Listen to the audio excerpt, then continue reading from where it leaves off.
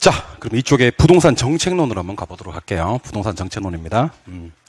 좀 이렇게 머릿속에 흩어져 있던 것들이 한번 암기가 정리가 되세요? 네, 좋습니다. 일본의 토지 정책 수사는 출제 가능성 100%짜리입니다. 정말 무조건 나온다고 생각하셔야 돼요. 일단 정부가 시장에 개입하는 방법은 세 가지 방법이 있습니다. 직간이가 있어요. 직간이 이렇게 있는데 이용 규제 세 가지가 있는데 요거 세 개를 지금부터 한번 따라해 보세요. 지역지구제, 개발권 양도제, 토지거래 허가제. 네. 지역지구제, 개발권 양도제. 개발권 양도제는 영어로는 TDR이라고 합니다. 그리고 토지거래 허가제. 이렇게 제로 끝나는 거 세 가지는 다 이용 규제가 됩니다. 간접 개입은 5개 좀 되는데 조세, 세금을 통한 정책, 그리고 보조금, 그리고 부담금, 그리고 금융은 이제 주로 담보대출 규제, LTV, DTI, DSR 같은 거 얘기하는 거예요. 그리고 행정적인 정보 지원이 있는데 대표적인 행정적인 정보 지원에는 어떤 것들이 있냐면 부동산 가격 공시제도 같은 게 있습니다. 그 외에는 모두 직접 개입입니다. 직접 개입을 쭉 한번 소개해드리겠습니다. 공영개발, 토지은행, 수용, 선매, 초과매수, 도시개발, 도시재개발, 공공임대주택 정책 이런 게 다 직접 개입인데 여기 좀 유의할 만한 점이 임대료 분양가, 임대료 분양가 이걸 뭐라고 하기도 하냐면 규제 그러기도 하고요. 상한제 그러기도 합니다. 얘들은 제로 끝나는데도 불구하고 이용 규제를 안 넣습니다. 요거는 직접 개입으로 넣습니다. 따로 기억하셔야 되겠네. 그 임대료 규제, 분양가 규제, 임대료 상한제, 분양가 상한제가 뜨면 직접 개입에 넣습니다. 나중에는 어느 단계까지 가셔야 되냐면 특정 정책을 딱 듣고 요거 직간이 중에서 직인데, 간인데, 인대 이 정도가 되셔야 됩니다. 몇 가지 한번 해볼까요? 토지 비축제도 그러면 직입니다. 직. 개발 부담금은 무조건 간입니다. 임대료 보조도 무조건 간입니다. 지역지구제 이 대표적인 이용 규제입니다. 토지거래 허가제 이 대표적인 이용 규제입니다. 재산세, 종합부동산세 간, 세금은 무조건 간접입니다. LTV, DTI, DSR 대표적인 간접 개입입니다. 공영개발 직입니다. 공공임대주택 정책 직입니다.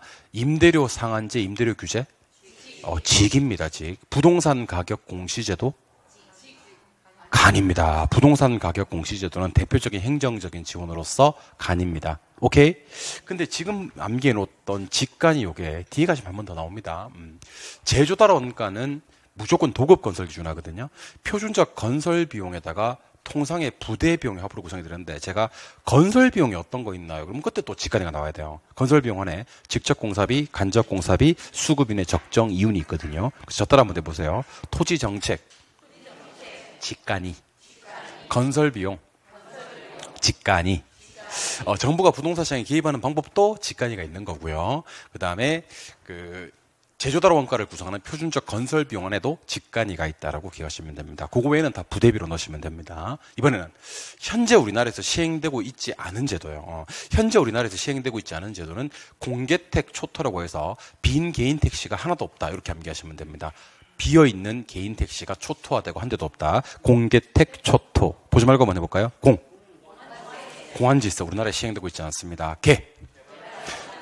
개발권 양도제, 영어로는 TDR이라고 하는데 우리나라에 시행되고 있는 제도가 아닙니다. 택지 소유 상한제, 우리나라에 시행되는 정책이 아니야. 공개택 토지 초과 이득세, 우리나라에 시행되는 제도가 아닙니다. 종합토지세, 조심하셔야 될 건 종부세 해서 종합부동산세는 아직까지는 시행되고 있습니다. 이것도 뭐 이제 곧 폐지될 거다 말이 있긴 한데 현행법으로는 종합부동산세는 시행되고 있고 종합토지세, 옛날에 종토세 그랬었어요. 종합토지세는 현재 우리나라에 시행되는 제도가 아닙니다. 현재 우리나라에 시행되고 있지 않은 제도 어떻게 암기하기로 했다? 공개택 초토. 한 번 더 공개택 초토. 이렇게 이번에는 요거 뭐 우리 테마 특강 할 때 한번 했었던 건데 우리 부동산학에서 B로 출발하는 게 총 6개가 있어요. 우리 이것을 6B라고 하거든요. 무슨 B? 6B. 이건 아까 했던 것도 좀 나옵니다. 그죠? 한번 해볼게요. 부동산 시장은 거래가 뭐 되고요?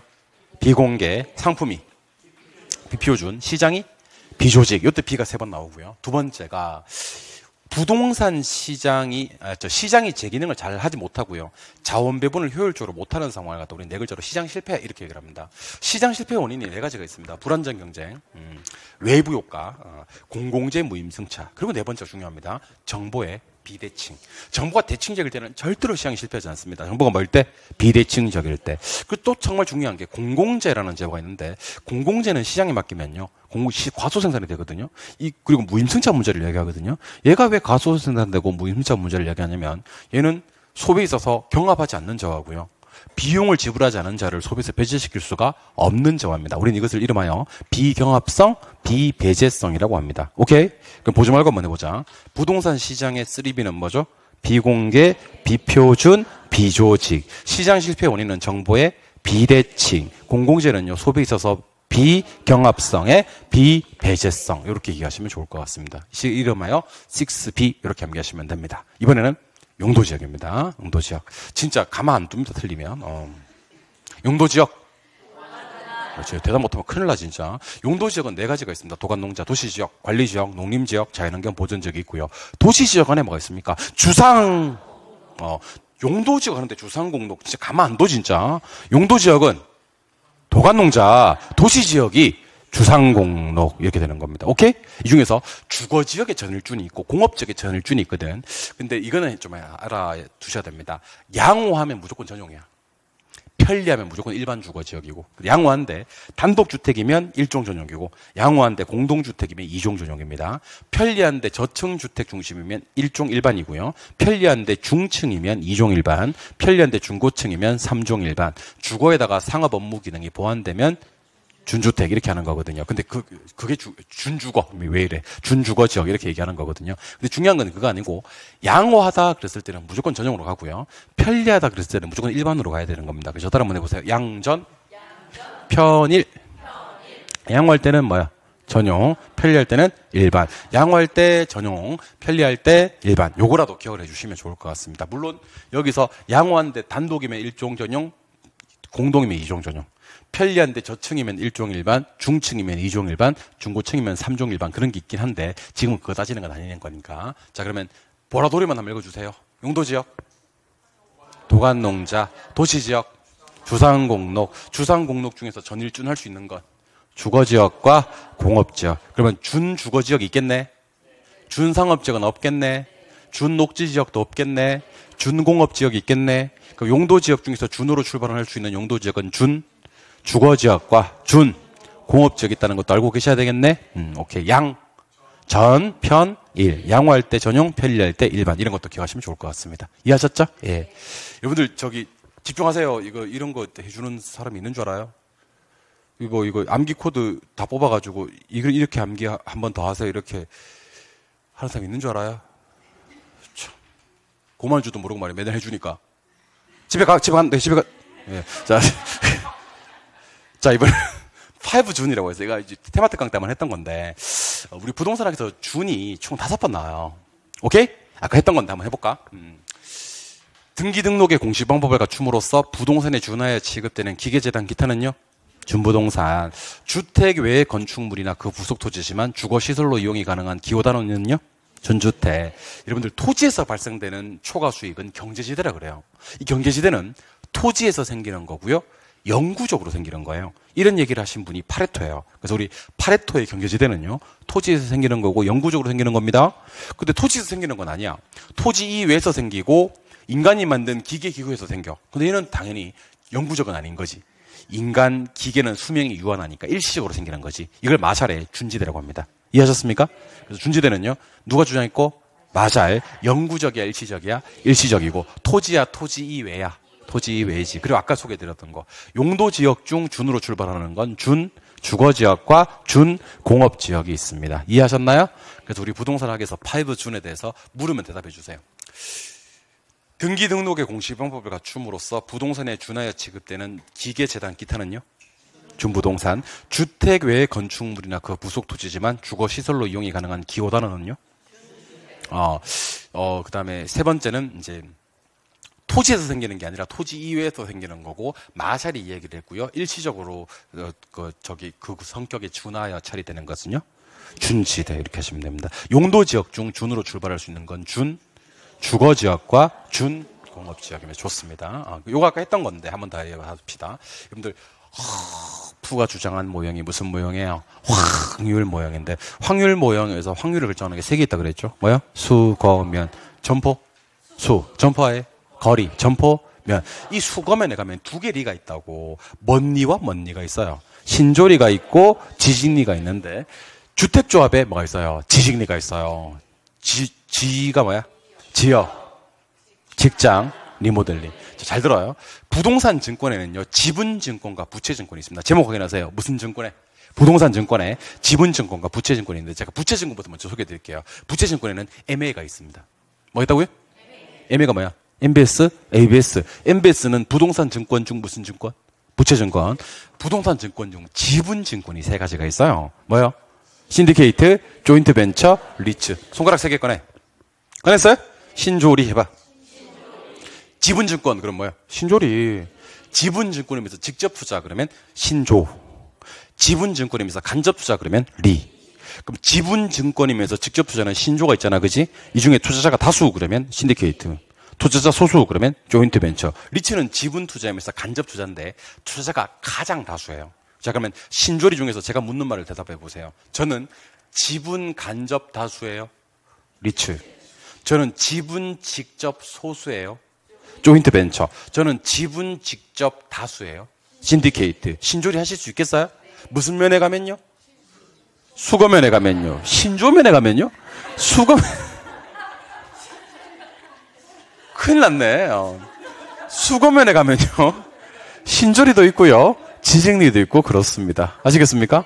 오, 큰일 났네. 이번에는요. 정부가 임대료를 마하면 규제하면 뭐가 발생하는데? 초과 수요가 발생하는데 언제 초과 수요가 더 발생하는지를 물을 거예요. 초과 수요가 발생하는데 자, 잘 들어요. 단기에는 수요만 증가하거든요. 근데 장기로 가면 공급까지 감소해버려요. 그래서 단기보다는 장기에 초과 수요가 더 발생해요. 자, 대답하세요. 단기와 장기 중 언제? 장기에 초과 수요가 더 발생합니다. 그리고 수요가 조금 증가하는 것보다는 많이 증가될 때 초과 수요가 더 발생하거든요. 그래서 수요가 탄력적일 때. 수요가 말 때? 탄력적일 때. 공급은 정부가 임대료 규제하면 감소하거든요. 근데 조금 감소하는 것보다는 많이 감소할 때 초과 수요가 더 발생합니다. 그래서 초과 수요는 언제 발생하냐면 공급이 탄력적일 때. 그래서 따라 한번 해보세요. 장, 탄. 그러니까 단기와 장기 물었을 때는 장기, 수요 공급 모두 다 탄력 비탄력 물었을 때는 언제? 탄력적일 때 초과 수요가 더 발생한다. 초과 수요는 장탄탄 하시면 됩니다. 초과 수요는 장탄탄일 때 초과 수요가 더 발생합니다. 초과 수요 언제 더 발생한다고요? 장탄탄. 초과 수요 언제 더 발생한다고요? 장탄탄일 때 초과 수요가 더 발생한다. 기억해 주시면 좋을 것 같습니다. 초과 수요 언제 더 발생한다고요? 장탄탄. 초과 수요 언제 더 발생한다고요? 단기와 장기 중에서는 장기. 수요 증가가 좀 많을 때 탄력. 공급의 감소도 탄력적일 때 초과 수요가 더 발생합니다. 오케이? 이번에는 저랑 이거 한번 해보자. 자, 잘 들어요. 여러분, 정부가 임대료를 규제했대요. 임대료를 규제했다. 그 다음에 아파트 분양가를 규제했대요. 정부가. 분양가를 규제했다. 그 다음에 후분양 제도를 실시했대요. 후분양 제도는 이제 짓고 나서 팔아먹는 거거든요. 그리고 양도소득세. 정부가 양도소득세를 중과세해 버린 거예요. 요런 일을 했을 때는 공급이 늘어요, 줄어요? 줄어요. 그래서 여러분들, 이거 대답 잘 못하시는 분들 아직 공부가 덜 되신 겁니다. 여러분들 오늘 잘 오셨어요. 여기까지 와서 또 자고 그러면 안 돼.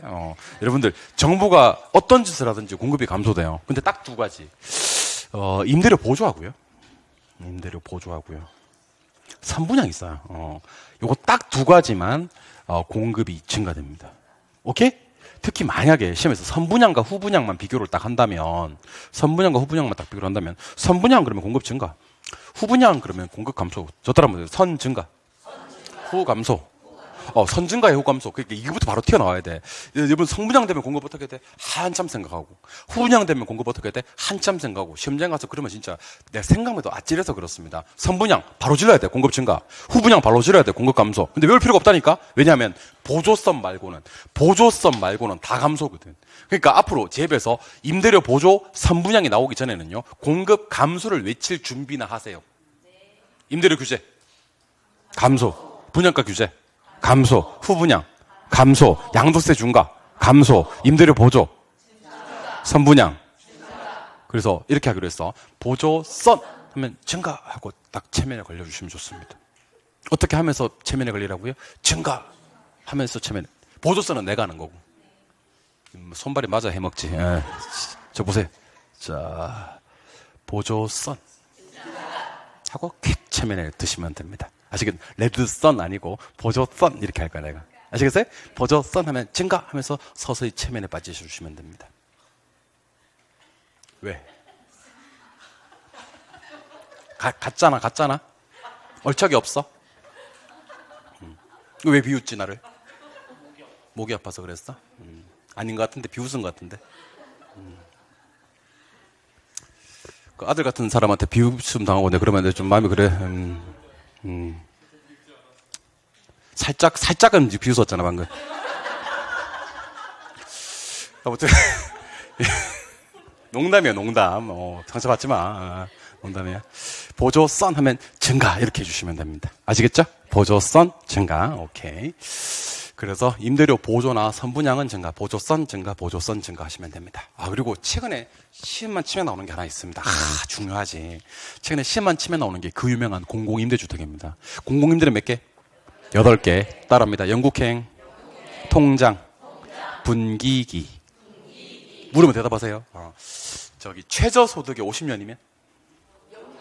영구. 저소득 서민의 30년? 국민. 대학생, 신혼부부, 사회초년생의 공통점이 뭐야?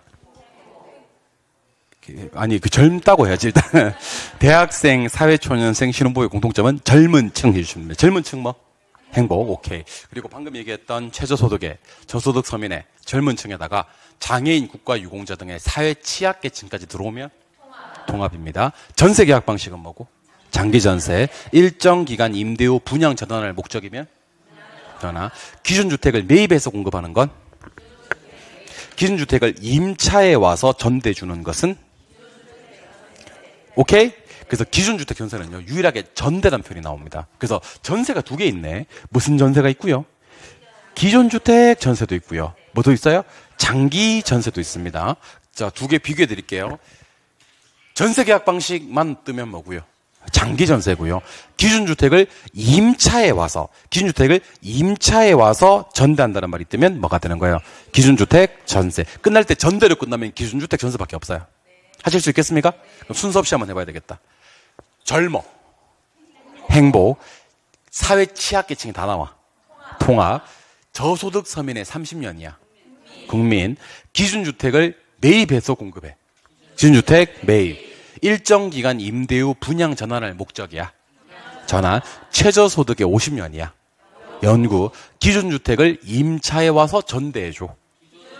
전세 이렇게 하는 겁니다. 여러분들 선분양이 공급이 잘 돼요? 후분양이 공급이 잘 돼요? 선, 증가, 후, 감소. 자매품으로 뭐도 있냐면요. 선, 지표, 후, 개체도 있으니 많은 내용 부탁합니다.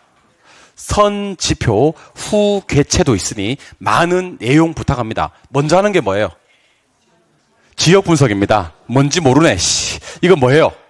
표준적 이용, 가격 수준 같은 거 따지는 거예요. 나중에 하는 게 무슨 분석이에요? 개별 분석. 개별 분석 왜 하는 거예요? 최유효 이용과 구체적 가격 따지는 겁니다. 선분양은요, 사업자 부담이 너무 적어요. 그래서 공급이 증가되고요. 후분양은 사업자 부담에서 위험이 너무 커요. 그래서 공급이 뭐 된다? 감소된다. 그래서 따라 한번 해볼게요. 선, 증가, 후, 감소.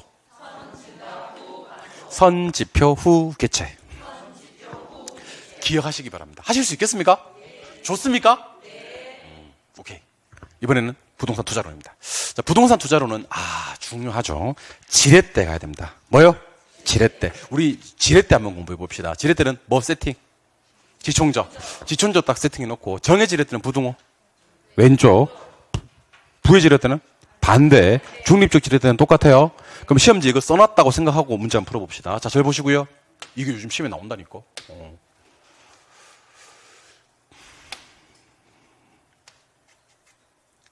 질문. 정의 지렛대는 지분수익률이 커요? 총자본수익률이 커요? 총자본수익률이 커요? 저당수익률이 커요? 뭐를 물을지 모른다니까? 부의 지렛대는 지가 커? 총이 커? 총이 커? 저가 커? 저가 커. 이렇게. 그래서 써놓고 문제 풀어야 되지. 그냥 기억 속에 또 이렇게 더듬으면서 이렇게 나오면서 왜곡되는 과정이 얼마나 큰데. 그래서 지총저 딱 써놓고 정해질 때는 지분수익률이 총자본수익률보다 크고 총자본수익률이 저당수익률보다 클 때를 말하고, 부해질 때는 지분수익률보다 총자본수익률이 더 크고 총자본수익률보다는 저당수익률이 더 큰 경우를 부해질했다고 한다. 기억하시면 되고, 뭐니 해도 가장 중요한 건 요거 지분수익률이거든요. 따라합니다. 내 돈, 수익, 이자, 상승분. 내 돈 수익 이자 이렇게 세팅해 놓고요. 상승분을 가운데다가 반영시켜주면 자기자본 수익률 구할 수가 있습니다. 그런데 혹시 부채 비율 나오면서 자기자본 수익률 그러면 총 플러스 총 마이너스 저 곱하기 부채 비율입니다. 우리 요거 어떻게 암기하기로 했냐면, 자, 따라 한번 해봅니다. 빼꼽더 하시면 돼요. 총에서 저 뭐하고 빼고 부채 비율 곱하고 총을 뭐 해야 돼요? 대부비율 나왔을 때가 아닙니다. 뭐 나왔을 때? 부채비율 나왔을 때만 빼꼽더. 그래서 입에 붙이세요. 부채비율 빼꼽더. 부채비율 빼꼽더. 암기하소서. 이번에는 자기자본, 나와있네. 자기자본 수익을 구하는 것은 내 돈 수익이자 상승분 맞죠? 어떻게 암기하기로 했다고요? 시작. 내 돈 수익이자 상승분. 근데 무슨 비율이 나올 때? 나올 때는 1번 계산을 총에서 저 빼는 걸로 계산합니다. 2번 계산을 부채비율 곱하는 걸로 계산합니다. 3번 계산을 총을 더하는 것으로 계산합니다. 그래서 부채비율 나오면서 자기자본 수익률 구하라 그러면 어떻게 한다고요? 빼꼽더, 빼꼽더로 기억하시면 좋을 것 같습니다. 이해하셨습니까? 네, 오케이. 이번에는 부동산 투자의 위험으로 가도록 하겠습니다. 부동산 투자의 위험 종류 몇 개? 5개. 5개. 따라합니다. 사금법인류. 그동안 사금법인류 뭔지 모르셨던 분들, 이번 기회에 사금법인류는 부동산 투자의 위험이라는 것을 기억하소서. 부동산 투자의 위험 5개 시작! 사금법인류. 일단 물어봐야 되겠다. 시장 위험, 운영 위험, 이치적 위험을 합쳐서 무슨 위험이라고 그래요? 그래서 이거 암기할 때 이렇게 암기합니다. 따라하세요. 사업할 때. 쉬운 이치. 그 쉬운 이치가 뜨면 사업할 때야. 여러분 사업할 때 찾기 어려운 이치 있어야 돼요. 찾기 쉬운 이치 있어야 돼요. 사업할 때 쉬운 이치 하는 겁니다. 그리고 여러분들 청약 부금이라는 말 들어본 적 있습니까? 부채 잘못 쓰면 금융적 위험이야. 부금 이렇게 암기합니다. 뭐라고요? 부금. 그래서 부채 잘못 쓰는 건 유동성 위험 아니야. 부채 잘못 쓰는 것은 무슨 위험이야? 금융적. 부동산은 환금성이 낮아. 낮은 환금성 때문에 하게 되는 위험이 무슨 위험이야? 유동성. 그리고 요거 읽어볼래요, 요거. 자, 인플레가 예상될 때는요, 차입자들이 선호하는 금리가 있고 대출자가 선호하는 금리가 있습니다. 여기서 대출자는 은행을 얘기합니다. 저 따라 한번 해봅니다. 차고, 대변. 차입자들은 무슨 금리 선호하냐면 고정금리 선호하고요. 대출자들은 변동금리 선호합니다. 암기할 때 어떻게 암기한다고요? 시작. 차고, 대변. 누가 내 차고 앞에다가 아침에 일어나니까 내 차고 앞에 술 처먹은 게 틀림없어. 내 차고 앞에 누가 이걸 해놓은 거야, 이거. 차고, 대변. 기억하시기 바랍니다. 아시겠습니까? 차변되고 그러면 절단 나는 거야. 다 죽는 거야, 그냥. 인플레 예상될 때 차입자는 무슨 금리? 고정금리. 뭐 말이 통해야 강연해 먹지. 말이 안 통하면 어떻게 강연해 먹어요? 대출자들은 무슨 금리? 변동금리를 선호한다. 이렇게 얘기하시는 겁니다. 인플레이션 예상될 때 대변. 순서는 바꿀 수 있잖아. 대변, 차고. 대변, 차고, 대변. 기억하시기 바랍니다. 자, 기대수익률의 종류가 2가지 있거든요. 그냥 기대수익률이 있고요. 포트폴리오의 기대수익률이 있습니다. 그냥 기대수익률이 있고 포트폴리오 기대수익률이 있는데, 그냥 기대수익률 어떻게 구해요? 그럼 저 따라하세요. 비정락의 확률과 수익률을 곱해서 더한다. 기대수익률 어떻게 구해요? 시작. 얘는 이렇게 나와요. 기대수익률은요, 이렇게 비관적, 정상적, 낙관적 이렇게 나오고요. 확률 이렇게 나오고 수익률 이렇게 나오거든요. 그럼 비정락의 확률과 수익률을 막 한 다음에 곱한 다음에 더하시면 돼요. 근데 포트폴리오 기대수익률이 이렇게 안 나오고요. A 투자 대상, B 투자 대상, C 투자 대상 이렇게 나오고요. 비중이 떠요. 수익률이 뜨고 똑같아요. 포트폴리오 기대수익률은 누구의?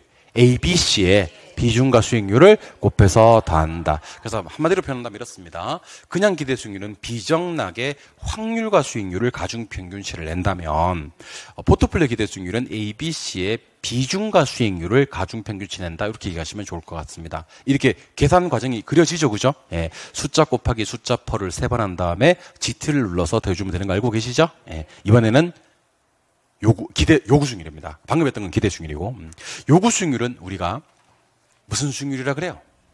최소 수익률이라 그래요. 그를 네 글자로 뭐라 그래요? 기회비용이라 그래요. 요구수익률은 최소수익률이면서 기회비용입니다. 근데 우리 부동산학을 통틀어가지고 최소임미를 지니는 단어가 두 개가 있어요. 자, 대답하세요. 최소한 보장돼야 될 수익률은요? 요구수익률.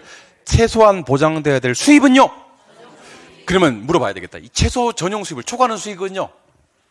경제지대. 아, 좋습니다. 이 둘을 합쳐서 총수입이라 그래요. 다시 세상의 모든 수입은요?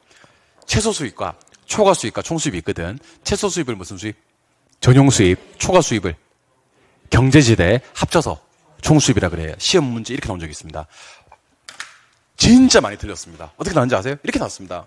어떤 생산 요소가 다른 용도로 이전되지 않도록 현재 용도에서 지급돼야 되는 최소한의 지급액을 경제지대라 한다. X. 최소가 시험에 뜨면 답은 딱 두 개야. 최소한 보장돼야 될 수익률은? 요구수익률. 최소한 벌어들이는 수입은?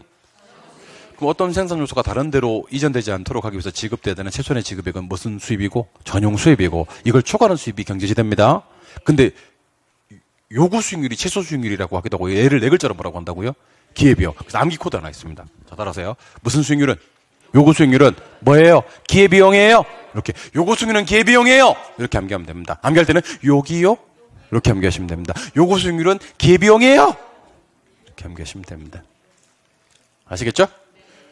배달의 민족 아니야. 쿠팡이츠 아니야. 요기요야. 요구 수익률은 기회비용이에요. 이렇게. 요구 수익률은 기회비용이에요. 이렇게 기억하시면 좋겠습니다. 아시겠죠? 이번에는 역수관계입니다. 역수관계. 우리 부동산을 통틀어서 역수가 총 몇 개 있는데? 7개 있는데. 뭐 셀 필요가 없지. 여기 7 있잖아. 7 보이나? 역수 7개 있는데. 자, 한번 해보자. 일례. 역수입니다. 연내. 역수입니다. 연현. 역수입니다. 자, 어림세법은 승수법과 수익률법이 있는데 이것도 역수관계가 성립합니다. 총. 역수입니다. 순. 역수입니다. 세전. 역수입니다. 세우. 다 읽어드릴게요. 총소득 승수하고요. 총자산 예전율이 역수예요. 순소득 승수하고요. 종합자본 환율이 역수예요. 세전 승수하고요. 지분 배당률이 역수예요. 세우 승수하고요. 세우 수익률이 역수입니다. 그런데 알고 계시는 바와 같이 역수를 곱하면 1이 나와요. 역수를 곱하면 뭐가 나온다? 1이 나온다. 그래서 절 보세요. 연금의 현가계수와 저당 성수는 방금 뭐라 그랬지? 역수라 그랬지? 그 둘을 곱하면 얼마가 나오고. 왜요? 역수니까 연금의 내가계수와 감채액인계수는 역수라 그랬지? 그럼 그 둘을 곱하면 얼마가 나와요? 1. 역수 곱하면 뭐 나온다? 1이 나온다. 그런데 연현에다가 곱할 수 있는 게 두 개고요. 연내다 곱할 수 있는 게 두 개인데 요거 지금 아직도 이거 모두 이제 거의 대부분 외우셨어요. 저한테 결혼 배우신 분들 이거 맞추더라고 이제. 난 너무 좋더라고. 이럴 때 강의하는 맛이 나요, 여러분들. 기분이 납니다, 내가 진짜. 고맙습니다. 그래도 제 체면 좀 살려주셔서 고맙습니다. 저한테 결혼 배우신 분들이 그래도 다른 사람한테 결혼 배우신 분들보다는 점수가 잘 나와야 될 거 아닙니까, 여러분들? 그렇지 않나요? 그 다음에 여러분들 이거 포기하지 않고 끝까지 할 거라고 믿어 의심치 않습니다. 자, 잘 들어요.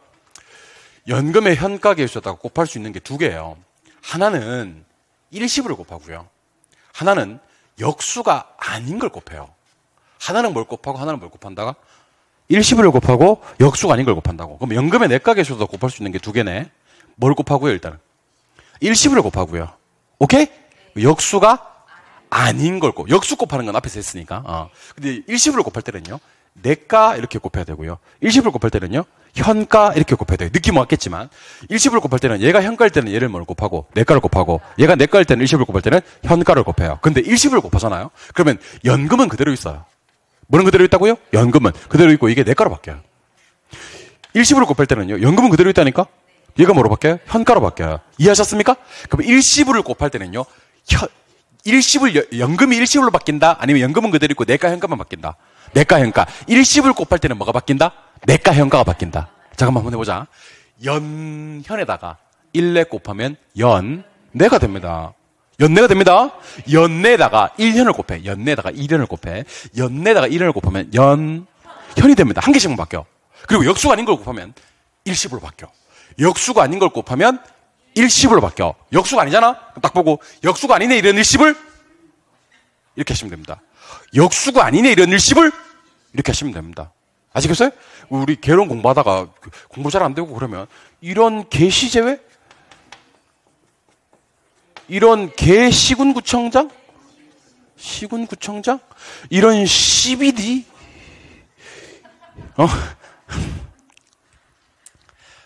그리고 역수가 아니네 이런 일시불? 역수가 아니네 이런 일시불? 이렇게 암기해 두시면 참 좋습니다. 개발에는 시공 파트가 제외되거든요. 개발에는 뭐 제외? 시공.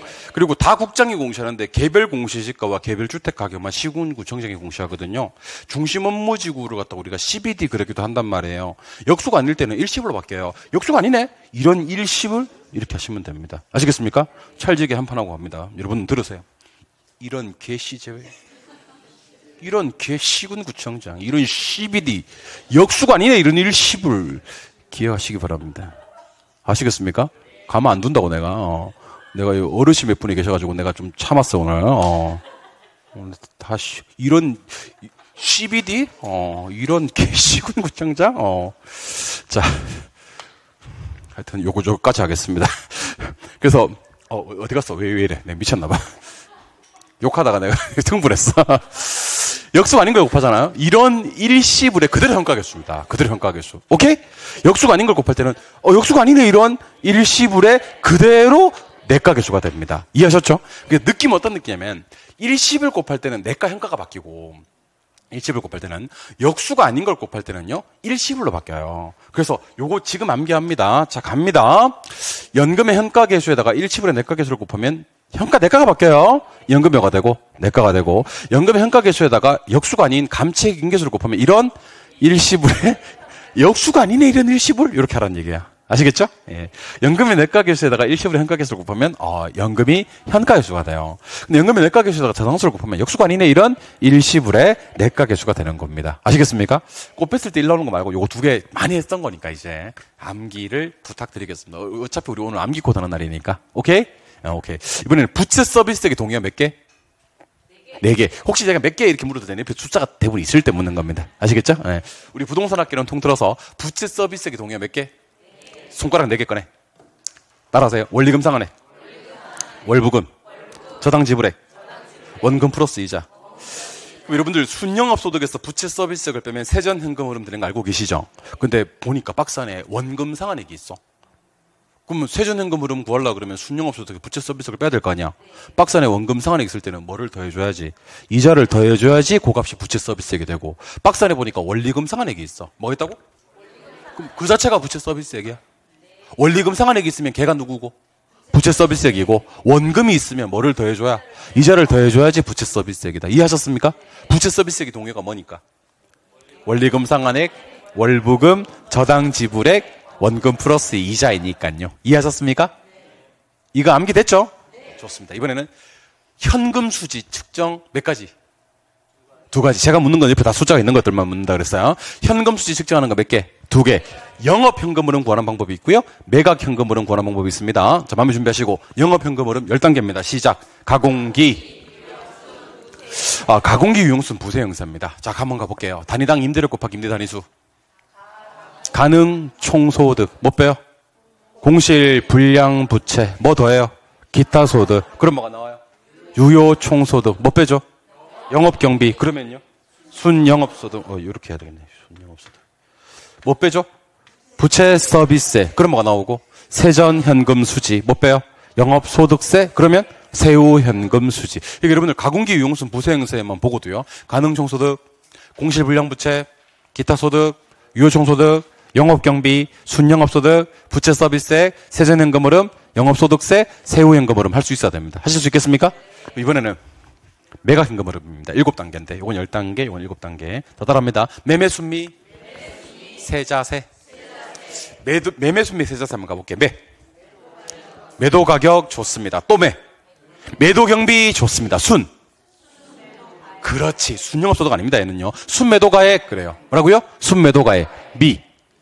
그렇지. 미상한 저당잔금입니다. 부채 서비스가 아닙니다. 미상한 저당잔금. 그러면 세전 지분 복귀액. 세전현금 수지 아닙니다. 세전 지분 복귀액. 자, 자본이득세가 뭐죠? 양도소득세입니다. 그러면요. 세후 지분 복귀액이 됩니다. 그럼 여러분들은 영업이면 왼쪽, 매각이면 오른쪽, 왼쪽, 오른쪽 해봐. 영업경비, 왼쪽, 매도경비, 오른쪽, 미상한 저당잔금, 오른쪽, 부채 서비스액, 왼쪽, 세전, 지분 복귀. 오른쪽. 세전 현금 수지. 왼쪽. 영업소득세. 왼쪽. 자본이득세. 오른쪽. 영업경비. 왼쪽. 매도경비. 오른쪽. 미상한 저당장금. 오른쪽. 부채 서비스액. 왼쪽. 매도가격. 오른쪽. 유효총소득. 왼쪽. 가능총소득. 왼쪽. 공실 및 불량부채. 기타소득. 오른쪽 다 해버려서 그래요. 다 떨어졌어. 할 게 없다. 10개, 7개다 보니까. 그러니까, 가공기 유형순 부세형세와, 나도 아쉬워. 매매순미 세자세. 여기 구분하셔서 정리하시기 바랍니다. 아시겠죠? 예. 이번에는 영업경비에 포함되는 것과 불포함되는 것들을 좀 정리하셔야 되는데, 잘 보세요. 영업경비에는요, 유지수선비 포함돼요. 화재보험료, 재산세, 기타, 수수료, 전기료, 전화료, 수도료, 광고비처럼 유틸리티 비용이 경비에 포함됩니다. 근데 경비에 포함이 안 되는 게 6개 있어요. 6개 있습니다. 자, 따라합니다. 공, 부, 감, 소, 계, 자. 공부, 감, 소, 계, 자는 경비가 아닙니다. 공부, 감소하면 돼요, 안 돼요? 안 돼요. 개 많이 자면 돼요, 안 돼요? 안 돼요. 안 되는 게 2개 있어요. 공부, 감소하면 안 되고, 개 많이 자면 안 돼요. 공실, 불량부채. 부채 서비스세. 감가상각비. 소득세, 법인세. 개인 업무비. 자본적 지출은 경비에 포함된다, 불포함된다? 불포함. 암기하실 때는 공부 감소하면 안 되고 개 많이 자면 안 돼요 라고 암기하시기 바랍니다. 얘는 경비가 돼야 안 돼요? 안 돼요. 경비 안 되는 것은요, 공부 감소하면 안 되고 개 많이 자면 안 돼요. 공부 감소하면 안 되고 개 많이 자면 안 돼요. 공부 감소하면 안 되고 개 많이 자면 안 돼요. 자꾸 개 많이 자면 안 돼요. 아시겠죠? 영업소득세만 구해봅시다. 영업소득세를 순영업소득부터 구하는 경우도 있고요. 세전현금으로부터 구하는 경우도 있거든요. 근데 시험은 압도적으로 왼쪽이 많이 나옵니다. 오른쪽은 한 번도 나오진 않았지만 알고는 계셔야 됩니다. 절 보시고요. 영업소득세 어떻게 구합니까? 그럼 이렇게 암기하시면 됩니다. 따라하세요. 순대 더하고 이감 빼고 세율 곱해서. 혹시 세전현금 흐름부터 출발할 때는요, 따라합니다. 세대원 더하고 감 빼고 세율 곱해서. 보지 말고 영업소득세 순영업소득부터 구해주세요. 그래서 잘하셨어요. 세전현금으로부터 출발해주세요.